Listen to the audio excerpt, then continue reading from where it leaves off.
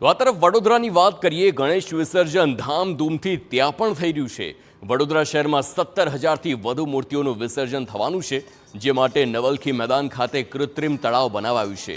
ભક્તો ભાવભેર બાપ્પાને વિદાય આપી રહ્યા છે।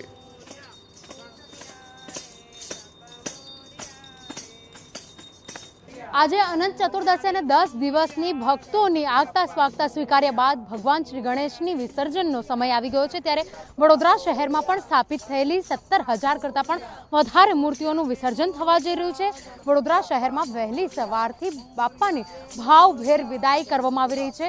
પાલિકા દ્વારા જે રીતે નવલખી મેદાન સહિત 10 સ્થળો પર કૃત્રિમ તળાવો બનાવવામાં આવે છે, ત્યાં આગળ વિસર્જન કરવામાં આવી રહ્યું છે। ભક્તો બાપ્પાની આગતા સ્વાગતા કર્યા બાદ આજે જ્યારે વિસર્જન કરાવવા માટે પહોંચ્યા છે, ત્યારે ભક્તોને જે તેઓની લાગણી છે તે જાણવાનો પ્રયત્ન કરીશું। 10 દિવસ સુધી ભગવાનની પૂજા કરી, આસ્થા કરી, કેવી લાગણી થઈ રહી છે આજે ભગવાનને વિસર્જન આપતા? બહુ વધારે લાગણી છે। ગણપતિ તો 10 દિવસ સાથે, વર્ષમાં 10 દિવસ માટે આવે છે, તો આપણે બસ એ જ ઈચ્છે છે કે ગણપતિ નેક્સ્ટ યર જલ્દી આવે। ભગવાન જલ્દીથી આવે તેવી પ્રાર્થના અને તેવી જે માગ છે તે કરતા હોય છે। હજુ પણ ભક્તો છે, તેમની સાથે વાત કરીએ। 10 દિવસ સુધી ભગવાનની પૂજા કરી, આસ્થા કરી, તેઓને ભાવભેર હવે વિદાય આપવાનો સમય આવે છે। શું લાગણી શું થઈ રહી છે? હમણાં 10 દિવસ માટે ગણપતિ પપ્પા અમારે ઘરે આવ્યા હતા।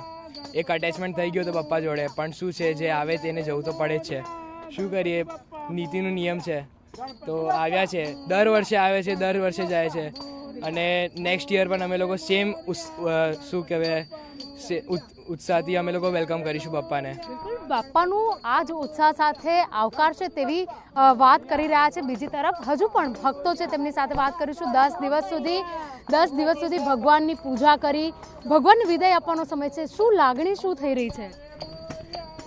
यानी बहुत खाली खाली लगेगा। पापा जा रहे, इतने दिन आनंद से जा रहे थे, अब एकदम वैसे खाली खाली हो जाएंगे। गणपति बप्पा मोरिया। બિલકુલ, તો ભક્તો હવે પોતાના ઘરમાં ખાલીપો અનુભવશે જ્યારે કોઈ નવા વ્યક્તિનું આગમન થતું હોય છે। તે જ રીતે બાપ્પાની જે સ્થાપના કરવામાં આવતી હોય છે, 10 દિવસ સુધી પૂજા કરવામાં આવતી હોય છે, અને પછી 10મા દિવસે જ્યારે બાપ્પાને વિદાય આપવામાં આવે ત્યારે ભક્તોને કંઈક આ જ પ્રકારની લાગણીનો અનુભવ કરી રહ્યા છે।